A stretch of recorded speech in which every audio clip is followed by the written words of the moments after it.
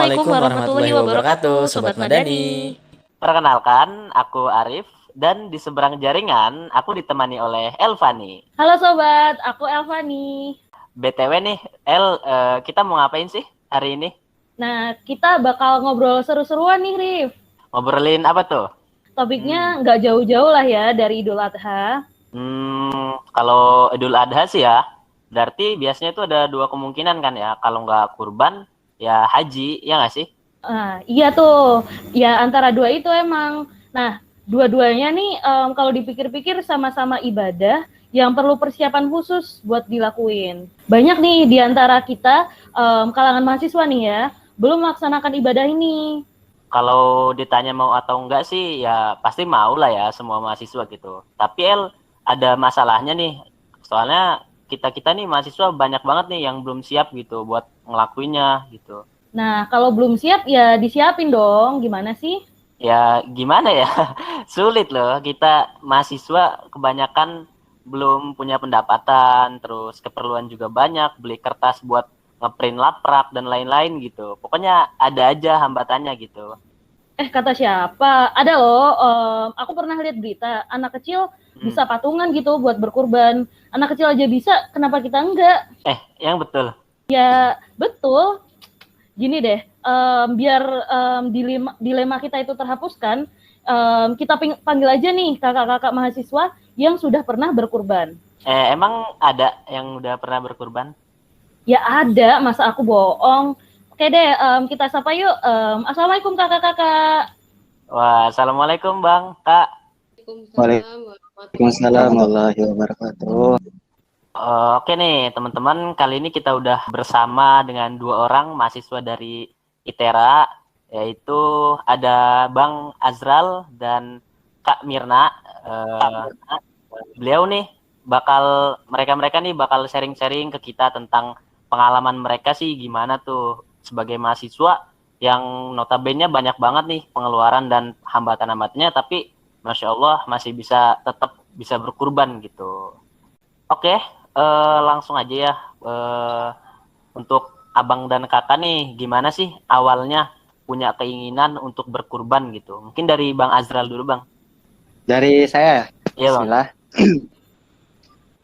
Mungkin untuk kurban sendiri ya, itu alhamdulillah udah mulai dari tahun kemarin. Untuk diri sendiri itu udah mulai dari tahun kemarin. Itu alhamdulillah di tahun kemarin, pada tahun sebelumnya itu dapat 1 ekor kambing, belum sanggup buat sapi. Nah, karena masih apa ya namanya, masih baru mencoba, baru permulaan buat memulai itu sendiri, buat melaksanakan perintah berkurban itu sendiri. Jadi saya memulainya dari kambing dulu gitu, baru nanti insya Allah kalau ada rezeki lagi bolehlah nanti sapi insya Allah. Oh, dari Kak Mirna gimana nih? Bisa punya keinginan buat berkurban tuh gimana ya? Jujur aja kalau dari saya sendiri bukan baru-baru atau kemarin atau 1-2 tahun dari kemarin, tapi saya berkurban itu saya pas menduduki bangku kelas 2 SMP. Jadi saya berkurbannya di kelas 2 SMP. Nah, kurban itu sebenarnya bukan untuk saya sendiri, tapi saya persembahkan untuk almarhum ayah saya gitu. Terus juga apa ya, untuk berkeinginan kurban sendiri kan kita tahu ya kalau kurban itu adalah suatu sedekah yang afdol yang dilakukan gitu. Salah satu syariat Islam, agama Islam yang Allah perintahkan untuk menjalankannya gitu. Terlebih untuk yang mampu untuk menjalankannya. Oke Kak, Masya Allah banget ya, dari Bang Azral sendiri dan Kak Mirna ini. Kalau boleh tahu, kakak dan abang nih termotivasi dari siapa sih untuk berkurban ini? Mungkin bisa dari Bang Azral dulu deh. Saya mau denger gitu ceritanya. Kalau dari saya sendiri,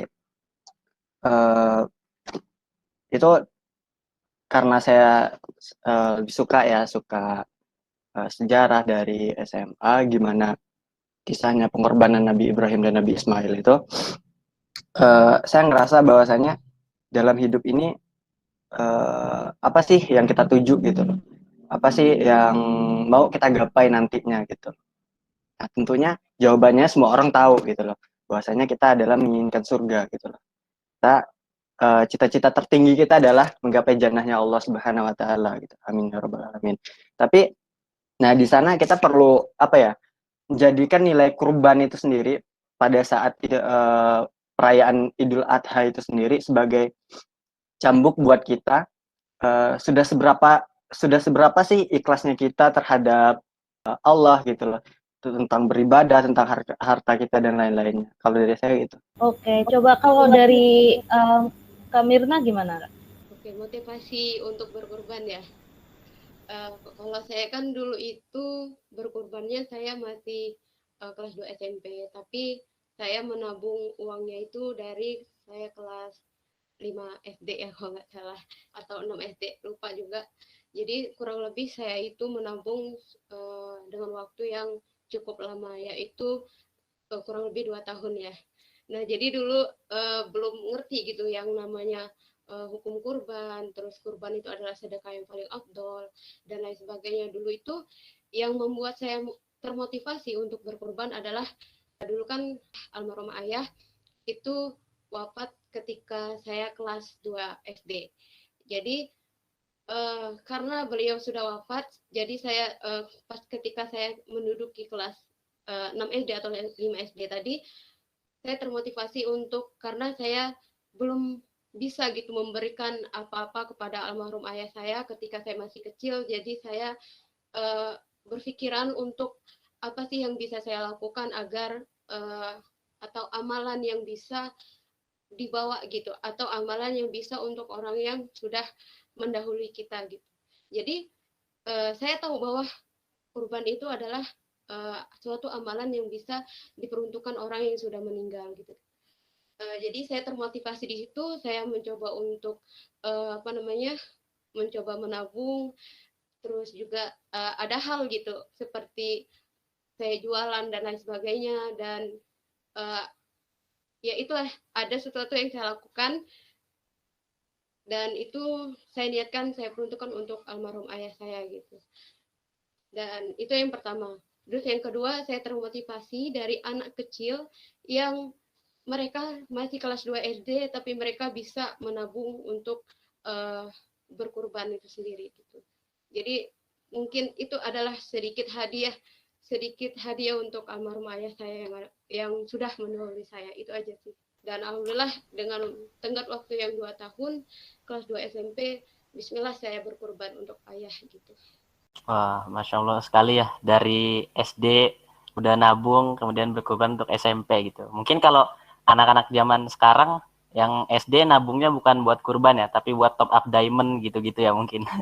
Beda dengan Masya Allah Kamira dengan Bang Azral ini. Nah, untuk berkurban itu kan tentunya butuh ada proses ya Bang Kak dalam sebelum mencapai hari hanya gitu. Nah, apa sih yang Abang dan Kakak lakuin nih untuk bisa berkurban dengan uang itu sendiri gitu? Bagaimana perjuangannya seperti itu Kak Bang?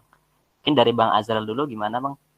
Bismillah, kalau dari saya untuk jujur, kalau untuk kurban itu sendiri saya sedikit menyisihkan jajan-jajan saya yang sebelum-sebelumnya. Jadi saya udah mempersiapkan dari berbulan-bulan yang lalu sebelum hari hanya gitu loh. Jadi tahun kemarin itu saya mengumpulkan uangnya sekitar 6 bulan buat nabung, karena kadarullah waktu itu ada banyak keperluan juga. Jadi itulah yang membuat saya mengharuskan saya mau nggak mau harus cari apa ya, harus ada kegiatan lain yang cukup menghasilkan gitu. Jadi kadarullah waktu itu karena rezekinya, karena ada niatan dari hati, Allah kasih saya mulai buat ngajar anak kecil, ngajar buat ngelatih panahan. Nah dari sanalah uang itu saya kumpulkan, alhamdulillah terkumpul. Waktu itu saya belikan kambing 1 bulan sebelumnya, nah saya rawat. Oh, Masya Allah ya. Kalau dari Kamirna sendiri gimana Kak? Tadi kan udah ada sedikit disinggung tentang ngumpulin uang dari berjualan dan lain-lain gitu. Mungkin Mungkin bisa diceritain lagi, Kak. Kalau untuk saya sendiri ya, tadi udah saya singgung juga. Jadi kalau untuk cerita cara mengumpulkan uangnya, dulu saya kelas pas menduduki bangku SD itu, saya berpikir untuk bagaimana nih caranya agar saya bisa mengumpulkan uang sebanyak itu, sedangkan uang jajan pun saya dulu tuh masih cukup-cukupan gitu ya, masih ya cukup untuk jajan aja gitu. Nah, jadi saya berpikiran atau saya berinisiatif untuk berjualan. Nah, saya berjualan, jadi saya SMP itu saya berjualan aksesoris. Jadi aksesoris gitu, terus saya tabungin uangnya. Nah, tadinya niatnya pengen tahun di kelas 1 SMP itu. Tadi niatnya mau berkorban untuk ayah, tapi ya qadarullah ternyata uangnya belum cukup gitu. Sempat putus asa gitu ya di tahun itu, uangnya belum cukup gitu. Nah, jadi kayak gimana nih gitu. Padahal niatnya pengen di tahun ini, tapi uangnya belum cukup gitu. Sebenarnya orang tua menawarkan gitu untuk menambahkan uangnya, tapi saya tidak mau ada campur campur tangan dari orang tua saya atau dari orang lain. Saya ingin itu adalah hasil dari diri saya sendiri gitu, dari usaha saya sendiri untuk berkurban gitu.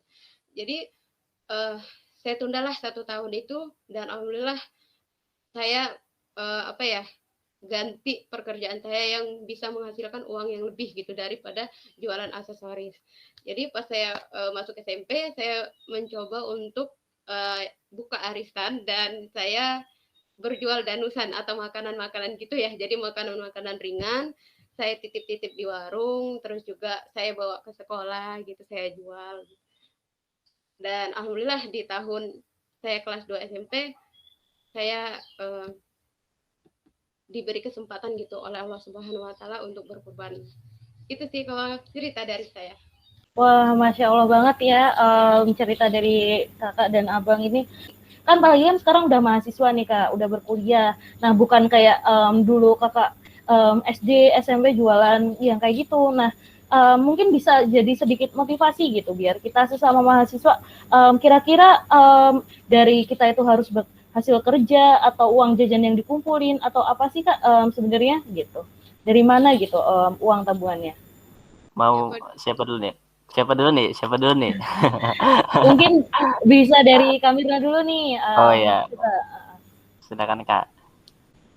Kalau menurut saya, kalau saya dulu kan ceritanya di ini SD ke SMP. Tapi kalau untuk teman-teman mahasiswa, mungkin kan kebanyakan nih dari mahasiswa ini kan banyak ininya ya, pesimisnya dulu. Kalau daripada optimisnya gitu. Sedangkan kayak kita masih mampu nih kayak beli tas, terus beli pakaian-pakaian atau barang-barang yang branded gitu ya. Bahkan dari hal yang kecil pun, minuman yang harga 30.000 pun sebenarnya masih bisa sebenarnya kita tabung gitu ya. Nah, jadi kalau misalkan dari mahasiswa sendiri, kalau menurut dari saya sebenarnya bisa sih disisihin gitu ya uang jajannya dari uang jajan. Kita sisihin 5.000 aja nih seharinya gitu ya. Kalau kita sehari gitu ya, sehari itu kita bisa mampu beli minuman yang seharga 30.000 atau 20.000, sehari aja kita nggak beli gitu, itu kita sudah bisa loh sebenarnya ngumpulin uang untuk berkorban.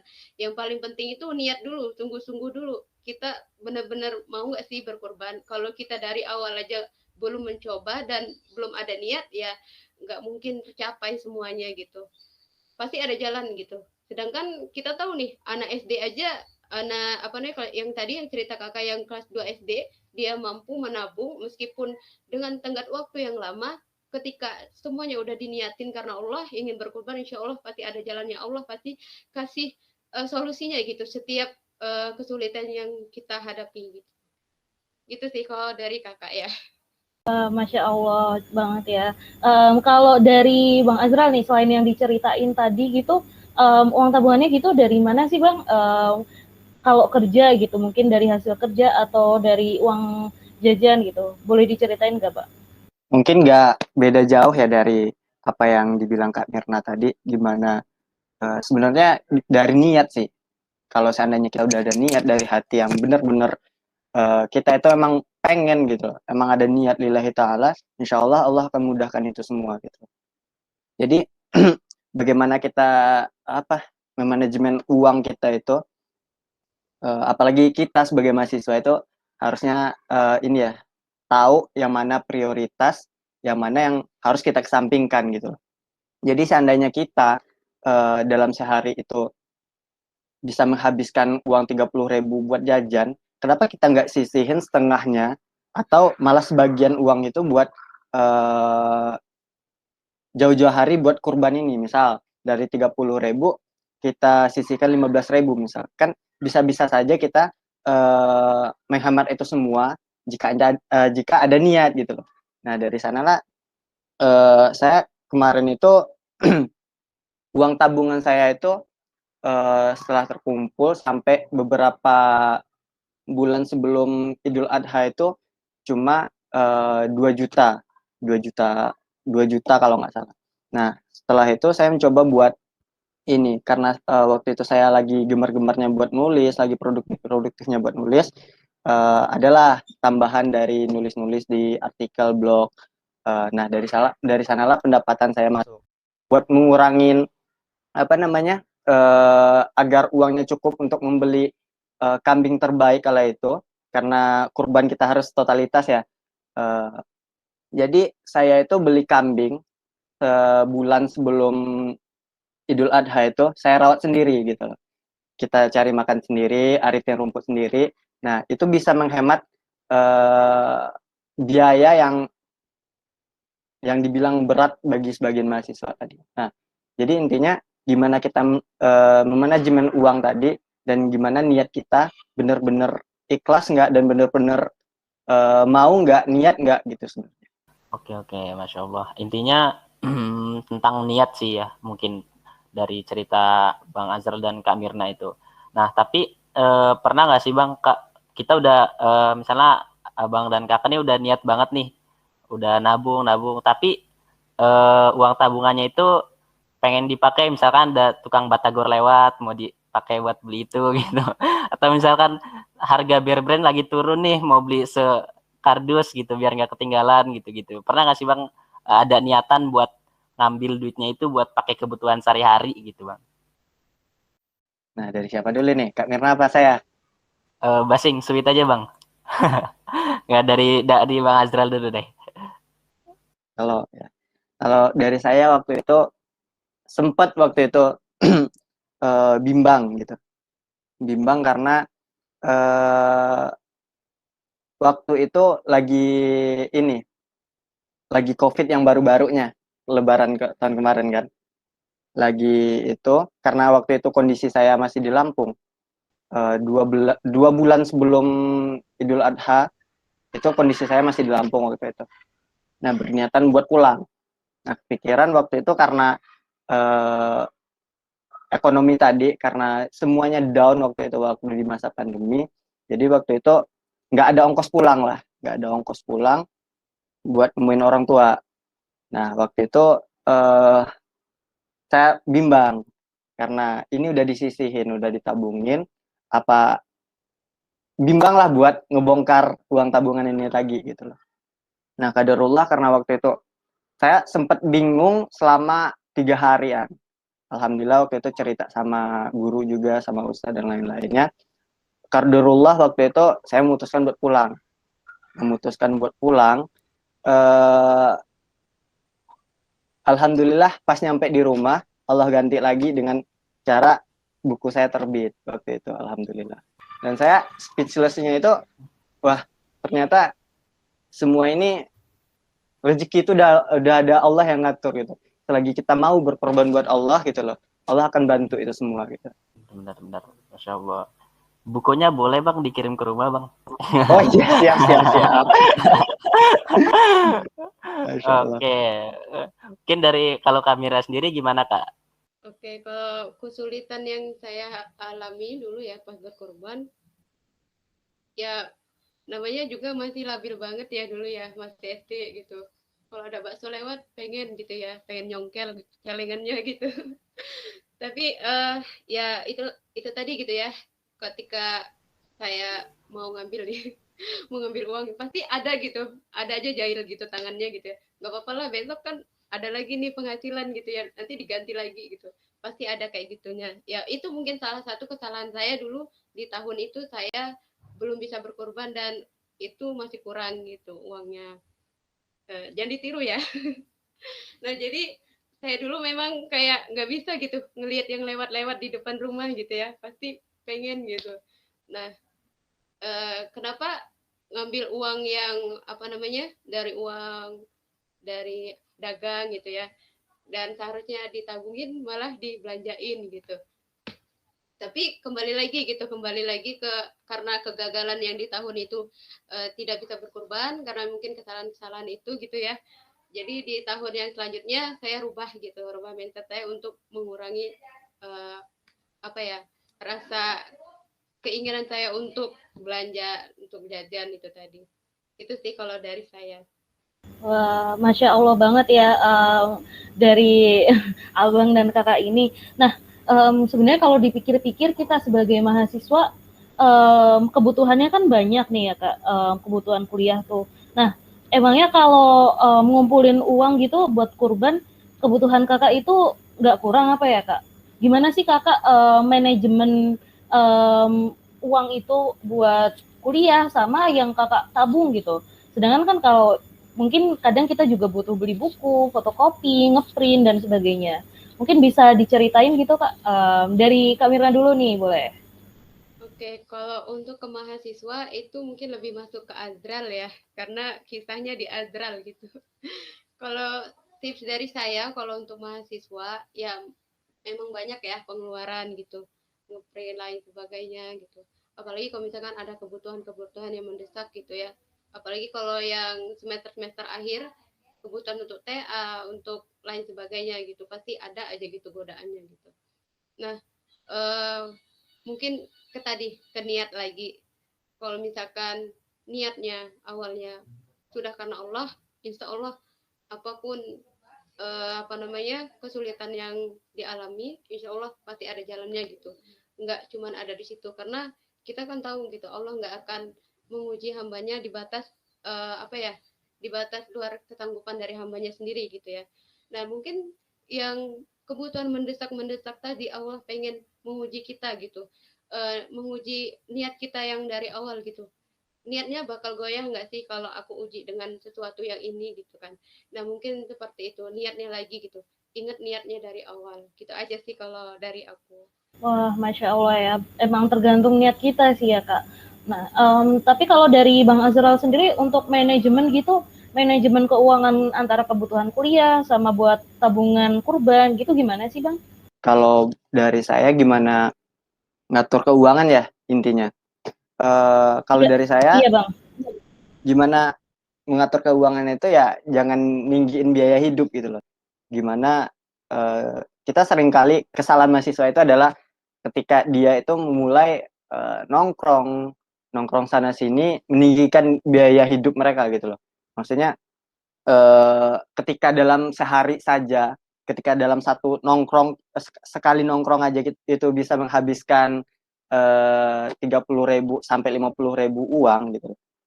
Nah, jadi di sana berarti dalam satu minggu kita bisa ngabisin 350 dong. Nah, 350. Artinya 350 dalam satu minggu tadi coba coba aja kita sisihin setengahnya atau kita kurangin biaya nongkrong kita, biaya jajan kita, kurangin setengah dari sana. Berarti dalam waktu 3 bulan insya Allah itu bakal bakal bakal nyampe buat beli 1 ekor kambing insya Allah. Nah kalau dari saya sendiri itu dulu itu saya sering ngumpulin untuk biaya hidup itu hanya 40%, 40%, di mana 30%-nya lagi buat biaya kuliah, beli buku lah, beli inilah, ngeprint, biaya ngeprint. Nah dari uang jajan yang dikasih orang tua tadi saya potong, saya udah bagi-bagiin ketika di awal itu. Nah, kenapa harus dibagi-bagi ketika di awal? Karena uangnya biar agar uangnya itu nggak kepake lagi ke yang lain gitu.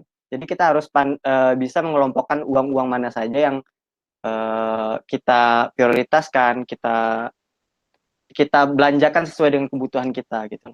Jadi ketika kita nggak tahu uang ini buat apa, kita bakal ketika misal nih uang bulanan orang tua ngasihnya 1 juta atau 2 juta gitu kan. Nah, ketika satu kali kasih itu pasti kita bakal merasa oh lagi banyak uang gitu. Nah, Lagi jadi jadi kita sultan, Bang. lagi jadi sultan gitu loh. Jadi kita enak aja tuh beli baju, celana, sepatu, tas, jam tangan dan lain-lain. Nah, coba Tahu-tahu aja habis kita aja. bagi. Iya, tahu-taunya udah habis aja gitu. Coba dari awal kalau kita bagi-bagi, oh ini buat kebutuhan ini, oh ini buat kebutuhan ini. Insya Allah target-target kurban tadi bakal capai gitu loh. Apalagi seandainya kita dari misal nih dari hari ini kita buat nabung uh, buat kurban atau enggak di kurban tahun depan deh gitu loh. Pasti insya Allah itu ngumpulin 10.000 sehari aja itu bisa ngasilin 3 jutaan lah gitu. Insya Allah nanti bisa beli 1 kambing buat 1 orang. Insya Allah. Kalau seandainya niat dari hati itu ada, insya Allah kita bakal bisa. Oke. Selain manajemen uang tadi nih, Bang Kak, kesulitan apa lagi sih yang pernah dialami oleh Abang dan Kakak sekalian gitu? Apakah kayak misal dari orang-orang terdekat bilang udah nggak usah lah, nggak usah maksain kayak gitu, atau hal-hal lain gitu Bang yang jadi kendala gitu selama kita proses untuk menabung buat kurban itu. Kira-kira ada nggak Bang Kak? Mungkin dari Bang Azral dulu Bang. Kalau cobaannya dari keluarga sih alhamdulillah enggak ya. Tapi kalau sebenarnya cobaan terberat itu dari teman-teman sih sebenarnya. Teman-teman Gimana tiap Bang? minggu. Iya, Minta tiap traktir apa minggu. gimana? Bener. Kita nongkrong, misal hari libur selesai kuliah, refreshing sana sini. Nah, di sana sebenarnya cobaannya di sana gimana kita nahan diri buat enggak asal belikan uang gitu. Asal uang-uang yang Beli harusnya kita jadiin tabungan, kita malah jadiin biaya buat liburan, biaya buat beli pecel lele gitu nongkrong. Bang. Nah, bener. Kalau saya itu sih cobaan terberatnya adalah itu. Gimana kita menahan diri untuk enggak berlebihan dalam membelanjakan uang. Kalau liburan gitu Bang, naik gunung gitu-gitu, cobaan juga bukan itu Bang?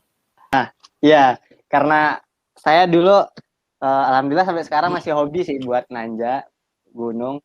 Tapi saya nggak pernah menjadikan apa ya, hobi saya itu adalah penghalang untuk melakukan hal-hal lain gitu. Maksudnya ketika kita gitu loh punya suatu hobi gitu, membutuhkan biaya, jangan potong biaya yang lain, tapi potonglah biaya hidup tadi. Yang 40% tadi, ambil beberapa persen buat hobi tadi gitu loh. Jadi buat uang kuliah ada, buat sedekah ada, buat investasi ada gitu. Oke, mantap. Kalau dari Kak Mirna sendiri gimana Kak? Cobaannya ya, cobaan yang dulu ya pas saya dari SD ke ke SMP tadi, ya itu tadi cobaannya pengen jajan terus gitu ya. Terus juga yang kedua ya ada sedikit uh, ada sedikit kata-kata dari tetangga gitu yang ya nggak mungkin lah gitu, masih kecil gini mikirin kurban gitu kan. Terus ya udahlah lewatin aja gitu ya. Nah terus kalau anak kecil kan mudah baper tuh kalau digituin gitu. Iya, jadi kayak sedih gitu, kayak pengen nangis, kayak pengen nangis gitu digituin gitu ya. Terus kalau sebenarnya itu saya menabung itu tanpa diketahui oleh keluarga saya sebenarnya. Nah, tapi kelamaan ketahuan gitu, ketahuan. Nah, setelah ketahuan itu, terus tadinya kan suka jual-jualan kayak gitu ya, suka jual-jualan kayak gitu, nggak direstuin gitu sama orang tua, kayak dibilang kamu itu belanja masih bisa loh gitu kan, kamu itu masih cukup buat jajan dan lain sebagainya gitu, kayak orang kekurangan kayak gitu ya. Kayak orang apa namanya nggak nggak sanggup gitu, kayak orang yang nggak mampu dan lain sebagainya gitu. Tapi orang tua nggak tahu gitu sebenarnya latar belakang dari saya jualan atau itu tadi, mereka nggak tahu awal-awalnya. Tapi setelah saya uh, nggak tahu ketahuan atau gimana, ketahuan aja gitu. Dan alhamdulillah direstuin gitu buat jualan dan lain sebagainya gitu, buat ngumpulin uang. Terus juga ya itu tadi ada cibiran gitu dari tetangga yang, abangmu aja yang ini loh, yang kayak gini gini gini itu aja nggak mikirin kurban apa gitu kan. Kamu eh, masih kecil mau mikirin kurban, udah buat jajan aja digituin juga. Terus juga dulu ya juga faktornya juga teman-teman ya. Teman-teman tuh kalau ngajak ke kantin pasti mintanya beli mie ayam, beli Hedon cilok, ya Kak. iya dan lain sebagainya gitu. Jadi ya itu aja sih kesulitan dan yang saya alamin gitu. Terus yang kedua tadi saya gagal di tahun yang pengen saya targetin gitu.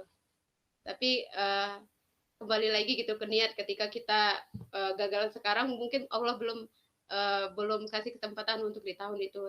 Allah kasih kesempatan di waktu yang lain gitu. Dan mungkin juga itu adalah salah satu Allah ingin menguji gitu. Kira-kira kalau Allah gagalin di tahun ini, kira-kira masih semangat nggak ya buat nabung gitu. Jadi jadiin motivasi aja dan jadiin pelajaran gitu buat diri sendiri. Wah, Masya Allah banget ya cerita dari abang dan kakak gitu. Ya meskipun banyak kesulitan, hambatan gitu ya, kayak godaan dari temen yang suka ngajakin kongko-kongko di kafe gitu kan ya, di angkringan biasanya nih kalau mahasiswa. Apa misalnya juga kalau ada cibiran ya, anggap aja angin berlalu gitu kan ya, tetap teguh sama tujuan awal kita. Nah sebenarnya dari kakak dan abang ini apa sih yang diharapkan setelah berkurban gitu? Mungkin bisa dari Kak Mirna dulu nih, diceritain apa yang diharapkan gitu. Ya, yang saya harapkan setelah berkurban itu yang saya harapkan adalah semoga pahala berkurban itu sampai gitu kepada almarhum ayah saya. Dan kedua, saya lebih memotivasi diri saya lagi karena itu saya persembahkan untuk ayah saya. Jadi saya memotivasi diri untuk mempersembahkan untuk diri saya sendiri gitu. Uh, itu yang pertama. Dan kedua, ya Masya Allah nikmat sekali rasanya ketika kita itu benar-benar bisa berkurban dengan hasil uang kita sendiri teman-teman, beneran. Jadi nyesel gitu kalau sampai nggak nyoba sekarang gitu, karena masa-masa muda kita itu masa-masa emas ya, masa-masa emas gitu.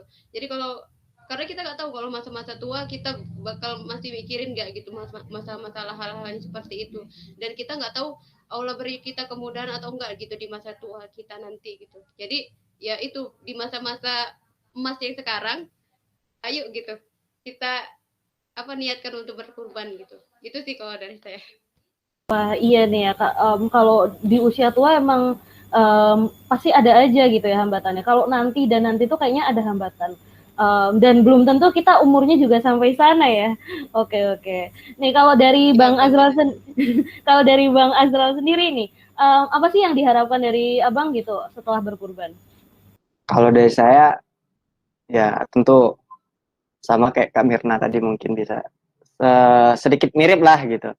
Dimana yang diharapkan ya dari kurban ini saya itu mampu gitu loh, mampu buat belajar, buat ikhlas, apalagi buat ihtisab, belajar ihtisab. Bagaimana cuma mengharapkan pahala dari Allah gitu.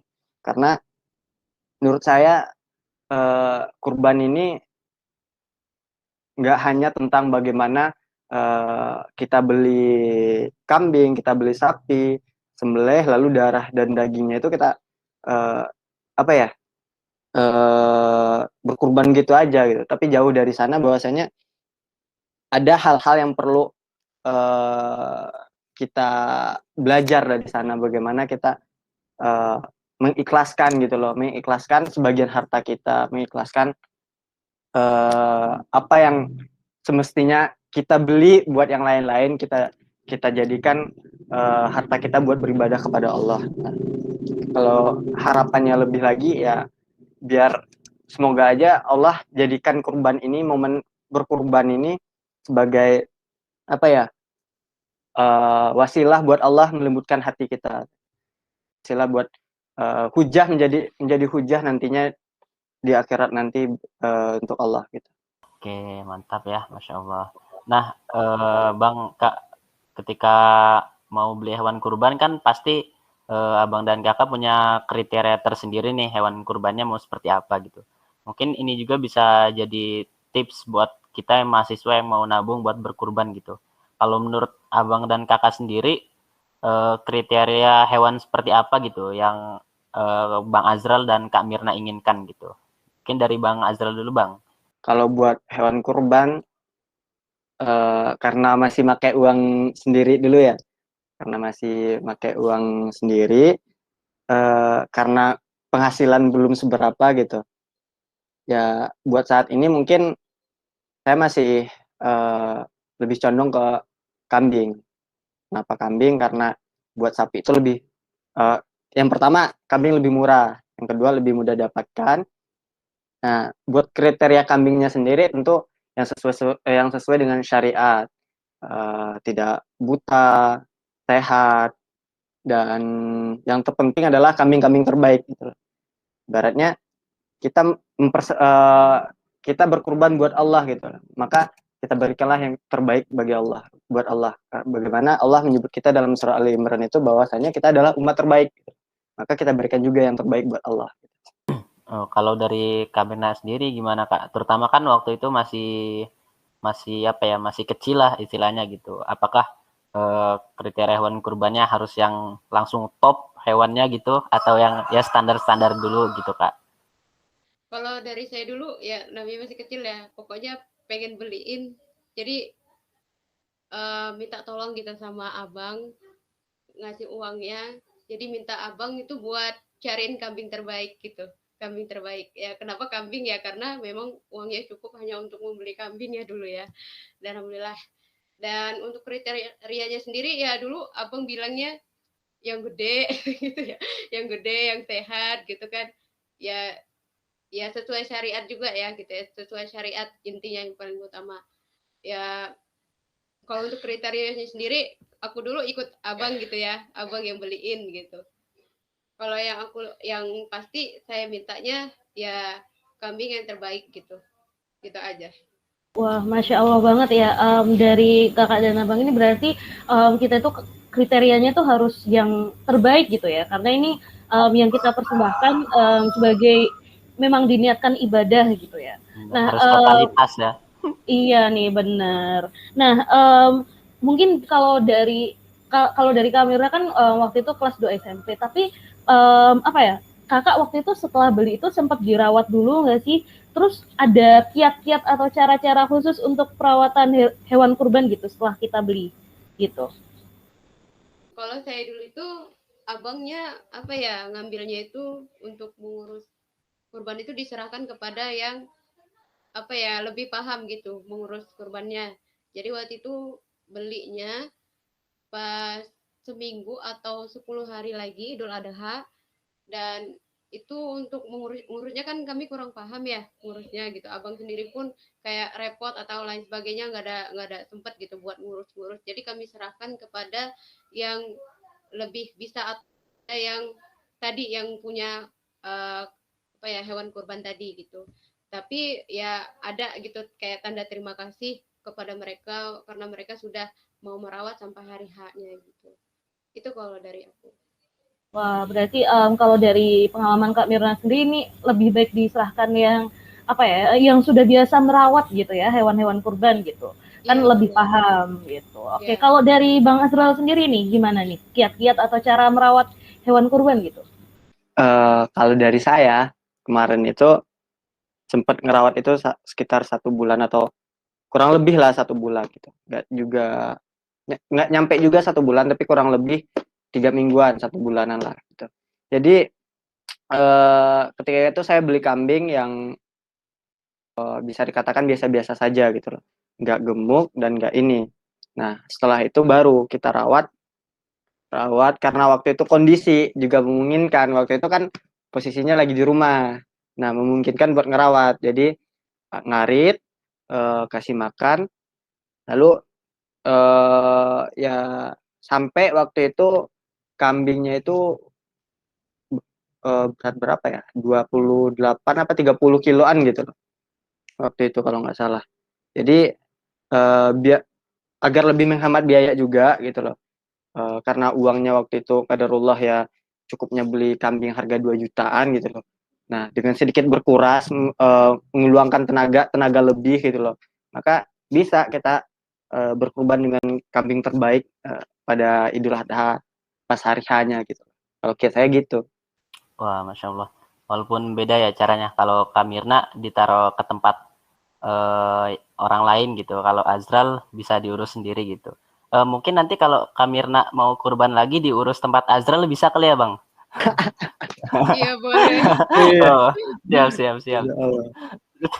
Nah, oke. Itu kalau dari ini ya, kita udah ngobrol tadi macam-macam. Terus yang pada intinya sebenarnya kurban tuh tentang bagaimana niat kita kan, seberapa besar niat kita gitu. Nah, mungkin ini bisa jadi tips juga buat kita semua gitu, Bang Kak. Gimana caranya biar niat kita itu konsisten terus dari awal sampai akhir gitu. Kadang kan kita tuh manusia itu semangat di awalnya doang nih, nanti lama-lama turun semangatnya gitu. Nah, kalau dari tips Bang Azral sama Kak Mirna sendiri, biar niat kita tetap konsisten dari awal sampai hari H itu gimana, Bang? Gimana cara niatnya harus konsisten ya? Kalau dari saya sih lebih itu tentang hati ya. Gimana kalau niat kan, kalau berbicara niat berarti kita berbicara hati. Gimana kurban itu kita perlu tahu dulu gitu loh. Kita perlu paham betul bahwasanya kurban ini adalah salah satu bentuk ketakwaan kita kepada Allah gitu. Bahwasanya kurban ini salah satu bentuk ketaatan dan ketakwaan kita kepada Allah. Nah, oleh karena itulah ketika kita semuanya bermuara itu kepada Allah, insya Allah nanti Allah akan mudahkan kita dalam segala urusan gitu. Seandainya kita mau berkurban, ya Allah mudahkan kita dalam mengatur keuangan, menambah rezeki. Nah, dari sana mungkin itu ya dari saya mungkin bisa jadi. Jadi Kalau dari yang Allah harapkan itu sebenarnya dari kita adalah tentang bagaimana niat kita gitu loh. Jika niat kita udah ada dari Allah itu, maka Allah mudahkan itu semua gitu. Jadi yang terpenting itu adalah gimana kita berniat dulu gitu. Ikhlas dan nggak hanya agar kurban kita itu nggak hanya menjadi acara tahunan gitu loh. Tapi lebih dari sekedar itu, bahwasanya kurban ini adalah bagaimana cara kita ikhlas gitu loh. Bentuk ketakwaan kita kepada Allah. Gitu. Oke, Masya Allah. Nah, itu mungkin dari Bang Azral ya. Kalau dari Kak Mirna sendiri, yang kan tadi awalnya niat berkurban untuk almarhum ayah dari Kak Mirna gitu. Di dalam perjalanannya pernah nggak sih Kak terbesit niatnya untuk berubah gitu? Atau tetap konsisten dengan niat awal, dan tipsnya gimana Kak biar tetap konsisten gitu dengan niat awal kita untuk berkurban Kak? Kalau saya kan sudah pernah mengalami kegagalan ya di 1 tahun itu. Jadi kalau niat dari awalnya itu saya bersemangat banget, seakan-akan ingin besok gitu ya kurbannya gitu. Saking semangatnya gitu untuk menabung gitu. Tapi ya pasti ada aja gitu, goda-godaannya pasti ada aja gitu kan. Apalagi kalau kita masih labil-labil anak-anak SD itu gitu tadi, pasti ada aja gitu godaannya. Ya mungkin pelajaran buat saya yang di saat tahun itu adalah saya harus lebih meluruskan niatnya lagi gitu, dan juga harus lebih tahu lagi apa sih keutamaan dari kurban itu sendiri. Jangan sampai jangan sampai yang saya niatkan itu hanya untuk ayah aja gitu, tapi saya niatkan juga untuk Allah gitu. Nah, dan kan saya di tahun yang pertama gagal, dan yang kedua saya karena kegagalan itu saya jadi kayak kesel gitu sama diri sendiri. Jadi kayak tapi kita nggak bisa kan nyalahin diri kita yang kemarin yang sudah terjadi gitu, yang sudah berlalu. Jadi saya buat konsisten lagi, saya saya putuskan buat nabung lagi. Dan bagaimana caranya biar tabungan itu tidak saya tarik lagi, saya bahkan seperti menakut-nakuti gitu di tabungan itu. Jadi saya tulisan, ingat niat karena Allah gitu, Bismillah, jangan sampai tabungan itu dikotak-katik lagi gitu. Dan alhamdulillah dari kejadian itu, karena kesalahan yang sudah saya lakuin, dari situ saya konsisten untuk nurusin niat saya lagi gitu. Itu karena Allah ya. Dimana-mana memang harus niat dulu ya sebenarnya gitu. Oke, Masya Allah ya. Kita udah banyak banget bahas tentang proses perjalanan gimana Bang Azral sama Kak Mirna dari awal menabung sampai akhirnya ya walaupun ada kendala di tengah jalan tapi Masya Allah karena konsistensi terhadap niatnya tadi Alhamdulillah terwujud juga gitu. Nah mungkin ini pertanyaan terakhir Bang Kak sekaligus closing statement dari Bang Azral sama Kak Mirna nih. Mungkin bisa sampaikan sepatah dua patah kata yang akan dipatah-patahkan. Waduh, sepatah dua patah kata untuk mahasiswa-mahasiswa ITERA semua sebagai motivasi agar semangat untuk menabung, untuk berkurban gitu Bang. Kalau closing statement dari aku, ya buat kita mahasiswa itu nggak ada sebenarnya yang berat gitu loh. Beratnya sesuatu itu tergantung dari mana kita menilainya gitu loh. Karena apapun kondisinya, ketika kita menyandarkan sesuatu itu pada Allah gitu, maka nggak ada yang nggak mungkin gitu. Maka Allah akan mudahkan itu semua. Insya Allah Allah mudahkan jalan itu semua untuk meraih apa yang kita inginkan. Ketika kita sudah menjadikan Allah itu prioritas, maka Allah gampangkan urusan dunia kita. Gitu. Buat kurban tahun ini, aku itu lagi diuji-ujinya oleh Allah gitu. Lagi karena udah ada buat karena pada saat ini aku lagi di Bandar Lampung, lagi di kosan, jadi aku nggak bisa buat pakai konsepnya gitu. Konsepku yang sebelumnya yaitu buat beli kambing 1 bulan sebelum itu baru dirawat, baru pas hari A kita nunggu jadinya gitu loh. Qadarullah pada saat ini belum bisa buat itu semua gitu. Jadi qadarullah rencananya aku bakal beli kambing utuh. Nah nanti insya Allah bakal dikonsumsi, jadiin, bakal dibeliin sama kambing gitu loh, sama kambing terbaik. Ya qadarullah, ternyata qadarullah saat ini aku tuh lagi diuji-ujinya oleh Allah dengan impianku sebelumnya yaitu buat daftar beasiswa ke Timur Tengah, yaitu buat legalisir ijazah. Nah, qadarullah saat ini itu legalisir ijazah itu di Kementerian Kemenlu dan lain-lainnya itu kisaran buat legalisirnya itu kalau pakai jasa sekitaran 2 juta buat habis translate ijazah dan lain-lainnya. Nah, di sanalah aku ngerasa benar-benar diuji dari harta tadi gitu loh. Apakah di sana kita itu benar-benar diuji, aku itu benar-benar diuji, kurban kamu ini buat apa sih sebenarnya gitu loh. Apakah kamu lebih memilih prioritaskan dunia ini gitu loh, prioritaskan beasiswa kamu tadi, apakah aku gitu loh, perintahku buat berkurban. Nah di sana sampai saat ini itu yang masih kerasa sih bagi aku gitu loh.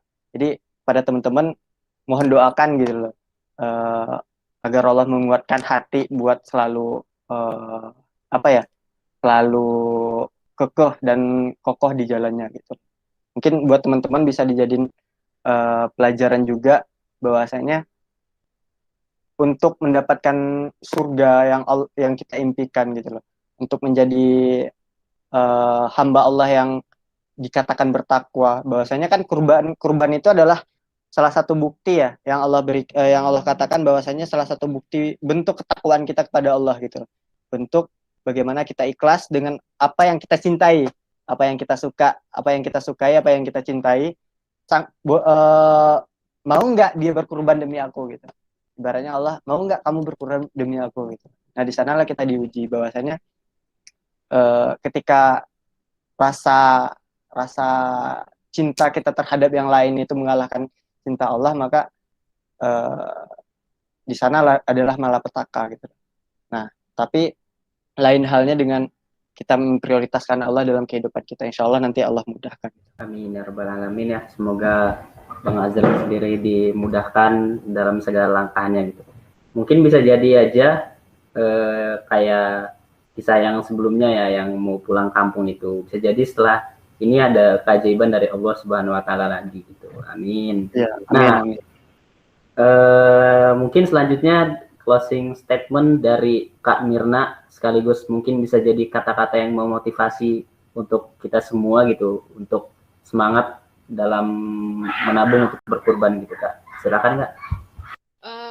Kalau closing statement dari saya sendiri, untuk teman-teman, saya mengajak teman-teman semua untuk marilah kita niatkan gitu, niatkan buat kita berkurban. Karena kenapa? Karena para ulama mengatakan bahwa sedekah yang paling afdol itu adalah berkurban. Nah, jadi ayo gitu kita jalankan gitu salah satu syariat Islam, agama Islam, perintah Allah Subhanahu wa taala.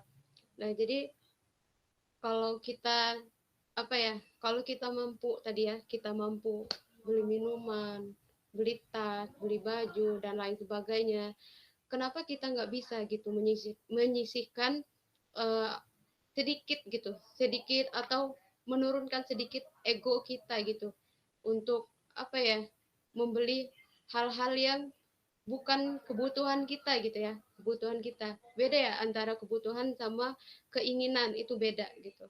Nah, jadi penuhilah kebutuhan kita tapi kurangilah sedikit keinginan kita gitu untuk untuk menjalankan syariat gitu, syariat yang sudah Allah kasih gitu buat kita gitu. Karena dalam sholat pun ya, dalam sholat itu ada Allah berfirman mengatakan bahwa kul inna sholati wa nusuki wa mahyaya wa mamati lillahi rabbil alamin. Katakanlah bahwa sesungguhnya sholatku, kurbanku atau pengorbananku, hidupku dan matiku hanya lillahi ta'ala gitu, karena Allahku gitu. Jadi di dalam sholat kita sendiri pun kita sudah ada gitu perintah untuk berkurban, bahkan disandingkan dengan perintah sholat gitu. Jadi hanya bedanya gitu, kalau untuk kalau untuk sholat adalah ibadah fisik gitu ya, ibadah fisik. Sedangkan kalau untuk ibadah kurban itu adalah kita menginfakkan harta kita gitu, ibadah dalam harta gitu, dalam jalan harta gitu. Jadi di sini Allah sudah mempertegas kita gitu, mempertegas kita. Bahkan sebagian ulama mengatakan, meskipun tidak seluruhnya gitu ya, sebagian ulama mengatakan bahwa hukumnya wajib gitu untuk manusia yang mampu gitu. Nah, jadi kalau kita sebenarnya kita itu bukan nggak mampu ya, tapi kita nggak mau gitu, kita belum ada niatan gitu. Nah, jadi kalau misalkan kita ada gitu ya, kita menjadi bagian orang-orang yang mampu tadi, maka ya ada peluang besar buat kita sebenarnya gitu. Dan sangat disayangkan kalau kita nggak mau gitu buat sedikit gitu ya, sedikit untuk sungguh-sungguh buat menjalankan perintah Allah tadi gitu. Nah, itu yang pertama. Dan yang kedua, untuk kita yang istilahnya kan beda ya, cukup sama yang kita sedang-sedang gitu. Nah, jangan putus asa untuk teman-teman yang istilahnya nggak mungkin lah saya bisa berkorban, saya tidak mampu gitu. Pasti ada kok jalannya gitu. Allah tidak akan menyulitkan kita. Allah pasti kasih kita jalan gitu. Jadi Allah nggak akan merintahkan kita sesuatu hal itu yang nggak mungkin bisa kita nggak mungkin hal itu nggak bisa kita jalanin. Pasti bisa gitu. Pasti hambaku mampu gitu buat ngejalaninya gitu. Asalkan itu tadi niat dulu, kita mau gitu. Kita mau jalan perintah Allah tadi gitu. Itu aja sih buat saya.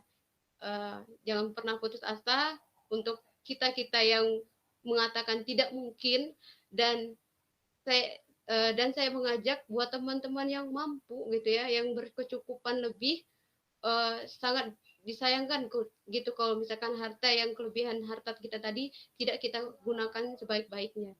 Itu aja kalau dari saya. Terima kasih. Wah, Masya Allah banget nih ya. Jadi kalau bisa disimpulin dari obrolan kita hari ini tuh, sebenarnya apa ya? Pertama emang tadi ya poinnya itu niat dan ikhlas gitu. Nah, dan konsisten di dalamnya gitu.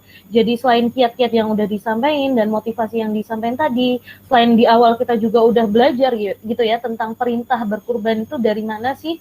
Jadi kita itu makin bersungguh-sungguh gitu untuk menjalankannya. Dan semata-mata tadi ya kita niatkan itu karena Allah atau lillahi ta'ala di dalamnya. Nah, jadi kalau saya dengar berarti di sini tuh apa ya? Poinnya itu kata mampu itu sebenarnya tergantung dari tindakan kita gitu. Nah, bisa jadi keadaan tuh nggak mendukung, tapi kalau kita tahu kita mampu, nah maka pasti ada kemudahan gitu ya buat mencapai tujuan kita. Nah, apalagi ini kan perintah Allah gitu ya, masa untuk pasti gitu ya, untuk menjalankan sesuatu kita di hidup di dunia ini pasti ada ujiannya. Nah, pasti ada rintangannya untuk apalagi untuk tujuan yang mulia gitu. Nah, tapi selagi kita ada niat, ada konsisten di dalamnya, istiqomah untuk benar-benar menjalankannya gitu, pasti Allah kasih jalan gitu ya. Nah, atau misalnya atau keadaan kita gitu lagi nggak mendukung, nah tapi kita nggak mampu gitu, apa ya? Bisa jadi ketika keadaan kita itu ada gitu mendukung, tapi kita ngerasa nggak mampu gitu. Nah, maka ya keinginan kita itu nggak akan pernah terwujud. Nah, jadi sebenarnya ya itu tadi kata mam tuh tergantung dari seberapa jauh tindakan kita, seberapa serius gitu kita untuk mencapai tujuan kayak gitu ya Kak. Oke. Wah, Masya Allah ya, setelah dengerin kisah dan pengalaman abang dan kakak tadi tentang berkurban, jadi termotivasi nggak sih kita? Motivasi banget ya. Termotivasi termotivasi banget. banget. Makasih. Nah, pokoknya ya ampun. abis ini nih kita harus semangat lagi lah ya, semangat untuk mewujudin keinginan kita nih untuk berkurban gitu. Dan semoga aja dengan usaha tersebut Allah mudahkan nih bagi kita untuk melakukan ibadah dan kebaikan-kebaikan lainnya. Kayak misalnya haji atau mengasuh anak yatim dan lain-lain gitu kan. Amin, amin ya robbal alamin ya. Jadi semoga gitu ya teman-teman juga termotivasi gitu. Nah, terima kasih juga nih buat kakak dan abang gitu yang sudah mau gitu kita ganggu liburannya gitu untuk berbagi cerita. Gitu. Iya nih, udah mau bagi cerita motivasi gitu buat kita sobat-sobat Madani di sini semua. Jazakumullah khairan untuk Bang Azral dan Kamirna. Dan oke teman-teman, kita udah sampai nih di penghujung acara ya El ya, penghujung obrolan kita nih. Iya nih, jadi semoga sobat Madani di sini bisa mengambil sedikit insight pelajaran gitu ya dari obrolan kita hari ini gitu. Amin. Semoga tahun depan juga nih mahasiswa ITERA bisa berkurban semua. Amin. Amin, amin ya robbal alamin. Bisa naik haji. Oh, amin banget ya Allah. Oke, terima kasih nih buat Sobat Madani yang sudah menyimak sampai akhir gitu. Semoga bisa menjadi manfaat gitu untuk Sobat Madani sekalian. Oke, kalau gitu kami akhiri ya. Wassalamualaikum warahmatullahi wabarakatuh.